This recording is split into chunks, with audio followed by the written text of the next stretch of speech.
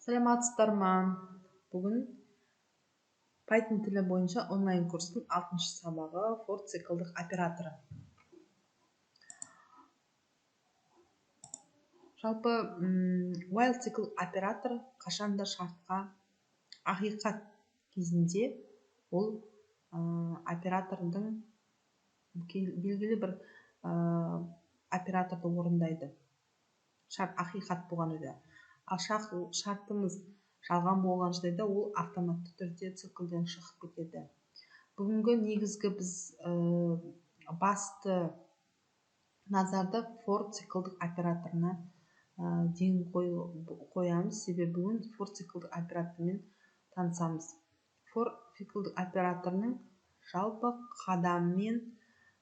қадамдап орындайды. Ол барлық қадамдап орындау операторы.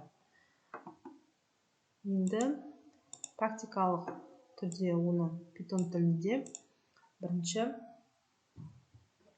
бірден 10-ға дейінгі сандарды экранға шығарып көрейік. For i in range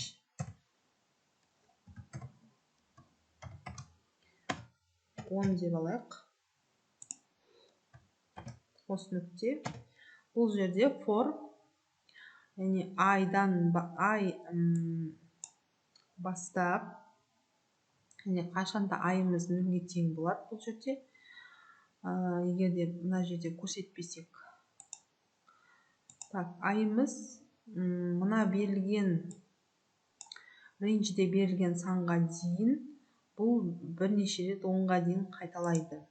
Қазір біз print арқылы экранға шығарамыз айды.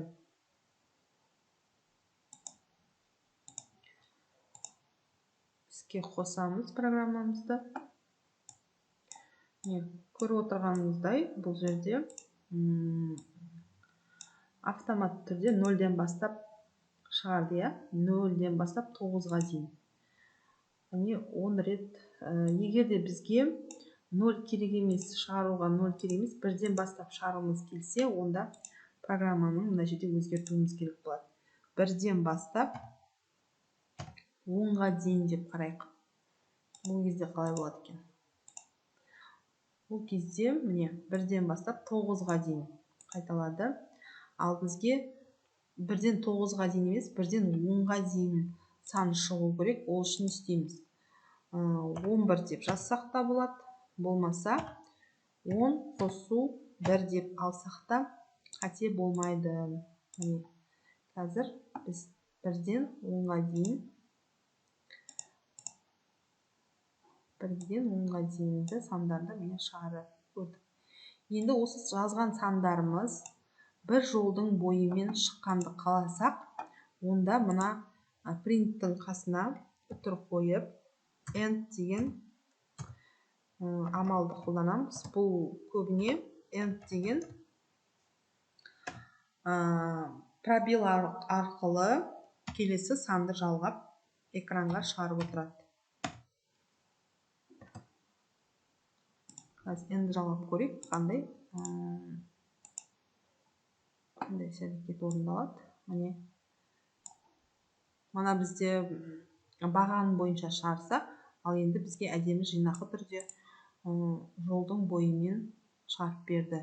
Endтің қызметін түсінді деп ойлаймын. Келесі, егер де біз қадамдап, мына жерде тек қана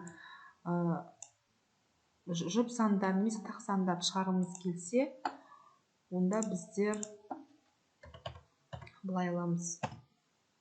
Үтір 2 деп алып көрейік. Қазір түсіндірем. Бұл жерде 1, 3, 5, 7, 9 деп санды. Бұл жерде тақ сандарды көрсетіп отыр. Бірінші 1-ден бастап, рейнждің ішіндегіні түсіндіріп өтейін. 1-ден бастап 10-ға дейінгі сандарды қадамдап, яғни секіріп отырып, 2 қадам секіріп отырып, сандарды шығар деген мағынаны білдіреді. Мына 3-ші тұрған санымыз. Немесе мына жерге біз 3 деген санды жазсақ, онда бізде 3 қадам жасай отырып мынадай сандар шығады. Яғни бірден кейін бірден 3 қадам жасай отырып, төртінші 4-тен кейін 7, 7-тен кейін 10 деген санды шығарды.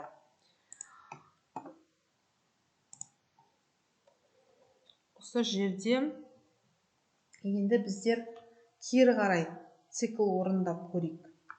Кері қалай болады бізде? Кері қарай 10 деп бастапқы мәнімізді берсеміз, келесі 1, одан кейін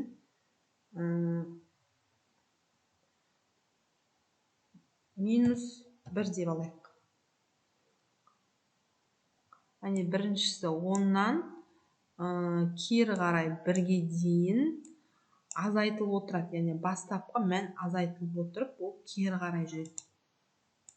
Қадамымыз минус 1 азайтылу арқылы кері қарай жүреді. Көріп отырғанымыздай, мына жерде кері қарай жүріп отыр.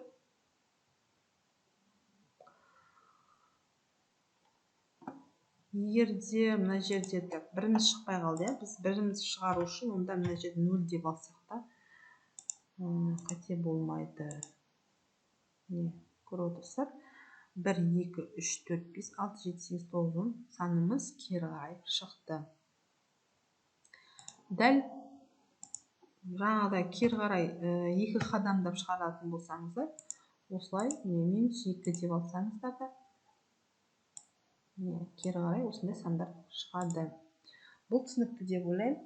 Келесі 1-ден 10-ға дейінгі сандардың қосындысы мен көбейтіндісін программасын құрастырып көрейік. S саны бізде қосынды деп алайық, міндетті түрде. Бұлар бастапқы мәнді беруіміз керек. Мынау бізде санның қосындысын анықтайтын болса, мынау бізде P тең көбейтіндісін анықтайды деп алайық. Бұл не үшін қолданамыз? Қазір түсіндіріп өтемін. For in range, мына жерде біз 10-ға дейінгі сандардың 1-ден 10-ға дейінгі сандардың көбейтіндісі мен қосындысын жасайды. In деп алдық. Дұрыс. Келесі S тең формуланы жазамыз. S тең S қосу I. Қазір мен формуланы жазып алайын, сіздерге түсіндіретін боламын. P көбейту I. Экранға шығару керек. Print.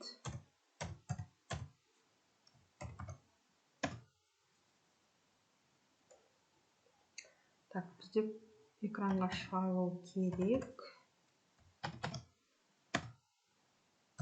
S тең S-іміздің мәні шықса, маған келесіге print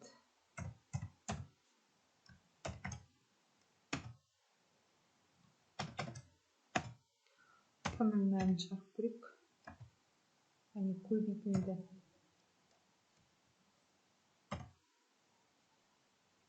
Алдық. Енді бұл жерде қалай? Мына 2 алған санымыз. Мына жерде түсініктеме жолын. Мына жерде комментарий жазайын. Бастапқы бізде S тең S-іміз біздің 0-ге тең, 0-ді қосады I-дың бірінші мәніне. Не ол бізде 1 болды, я? Келесі S-іміз біздің тең болды, сонда 1-ге тең болды. Келесі S тең S-іміздің мәні 1-ге тең болды, қосады оны I мәніне. I неше бізде? 2. Осылай міне қосу арқылы біздерге осы жерге мәнін шығарып береді. Одан кейін көбейту амалы дәл солай. P тең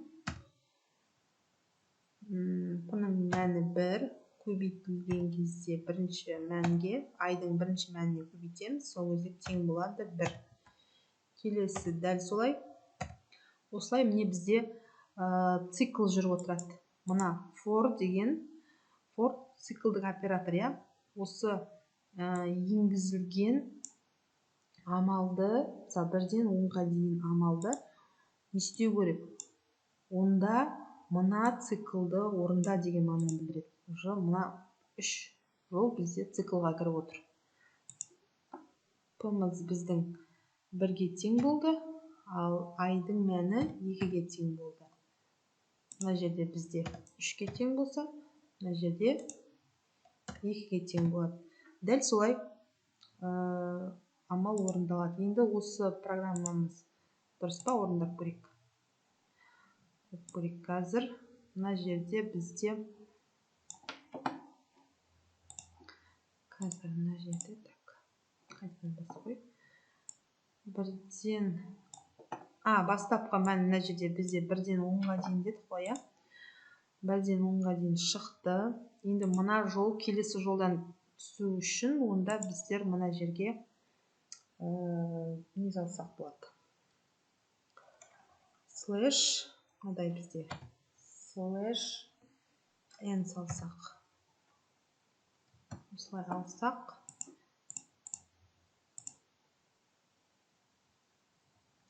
Кешіріңіздер, қателесіп кеттім. Мына жерде былай емес, сызықша, керісінше сызықша түсу керек. Керісінше былай түсу керек. Сол кезде келесі жолға шығар деген мағынаны білдіреді. Келесі жолға мән шығарады.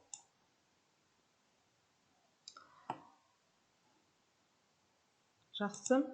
Енді ары қарай біздер көбейту кестесін шығарып көрейік. Көбейту кестесін шығару үшін біздер немесе бір енгізілген сан, мысалы a in input деген енгізілген санның соға дейінгі сандардың, мысалы 5 деген сан енгіздік па, 1-ден 5-ке дейінгі сандарды, көбейту кестесін шығарып берсін. Ол үшін істейміз. Бізде мына амал қалады. Одан кейін мына біздегі мыналардың бәрін алып тастасақ та болады. Яғни мына жерде I үтір, сосын ортасына әдемі қылып жұлдызшамызды шығарайық. Сосын үтір қоямыз міндетті түрде, бір-бірін ажыратып жазу үшін. Одан A деген мән жазайық. A-ны алып тастасам да жалпы болатын сияқты. Алып тастайық.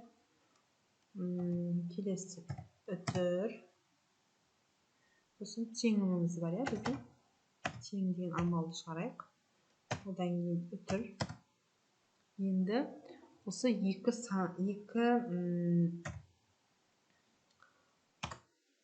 I мен A-ға дейінгі мәндерді көбейтіп шықсын.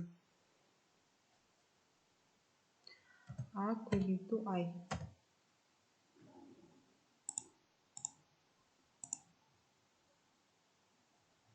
Так, 5 деген сан енгізілді, иә? 5-ке дейін, 10-ға дейінгі сандардың көбейтіндісін шығарып берді. Бұл жерде енді дұрыстау үшін 1-ден 5-ке дейін емес, 1-5 керісінше болып кетті менікі. Мына жерде A деп өзгертейік, ал мына жерге I деп өзгертейік. Сонда кәдімгі дұрыс көбейту кестесі шығады. 7 дейік. 7 1 7, 7 2 14 деген әдемі осылай for циклмен шығаруға болады екен. Ал енді біздер циклдың ішіне цикл салып, көбейту кестесін жасап көрейік. G in. Циклдың ішіне тағы цикл салып жатыр. Range дедік. Бұны да 1-ден 10-ға дейін деп алайық. Қос нүкте қоямыз міндетті түрде.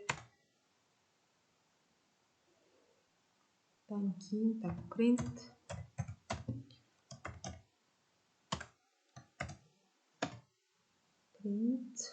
I өтір жаңағыдай әдемі болып шығу үшін көбейту G өтір тең болады деп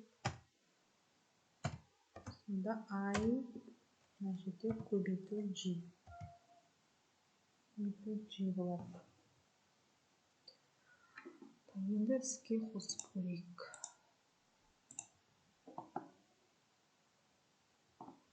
Бұл жерде ұзыннан шығып кетті, я. Кішкене жинақтау үшін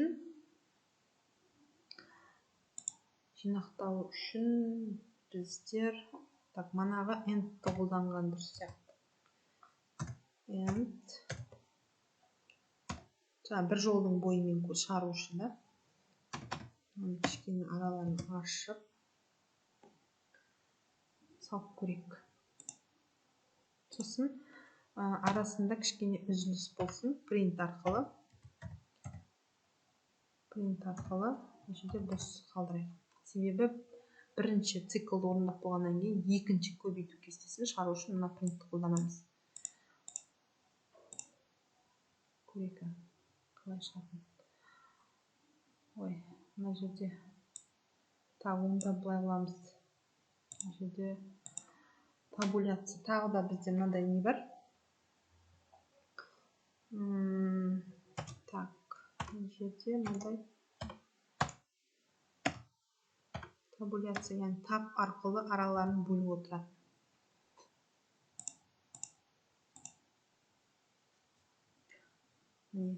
Енді әдемі шықты деп ойлаймын.